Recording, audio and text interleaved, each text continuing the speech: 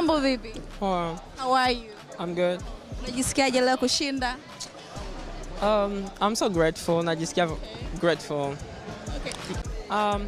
Nilienda kwa sababu mimi niko mtu ambaye nataka kila mtu afanye vizuri.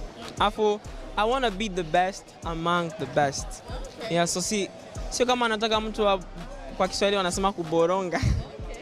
Ili mimi nipate spot ya kuwa the best. No.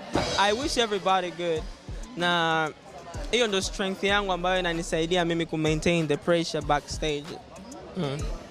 Najisikia special sababu wengi just the way umeongea, wengi wanatamani kufika hapa, wanatamani kuongea na Diamond Platnumz. That guy is big, sio tu Tanzania but he's a global artist na anafanya vizuri sana, so yeye kuongea hayo maneno amenipatia the clear picture ya ambayo jinsi watu wananitizama mimi. It's beyond my imagination kwa sababu mtu kama Diamond ashawahi kusikia talents nyingi sana na ametoa wasanii wengi wakubwa. Sasa kama anakuambia unajua, that means unajua. So namshukuru Mungu sana. I'm just excited about everything.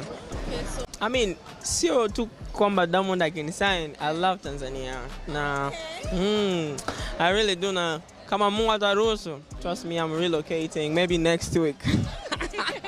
Kitu gani ambacho inakufanya upende Tanzania?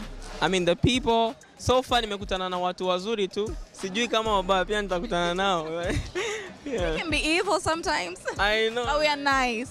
Yeah, that is why nimependa watu, nimependa mazingira, afu nimependa the way wana support music. Okay. Last but not least, kuna artist ambaye pengine anakuangalia anatamani kuikia kwenye BSS, labda anaogopa, anaona kama pengine kuna utani, pengine kutoka Kongo au kutoka Tanzania, unamwambia nini? I mean, you can be a winner kama uja take step ya ku challenge your comfort zone. I mean, getting out of your comfort zone.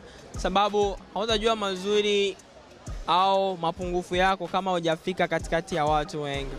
So this has been an adventure ambayo nimejigundua zaidi kuliko sio tu kushinda ndo main option ama ndo main thing ambayo mtu anaweza kutafuta kwenye competitions. Competitions zinakusaidia pia kuboost your energy, kuboost your thinking.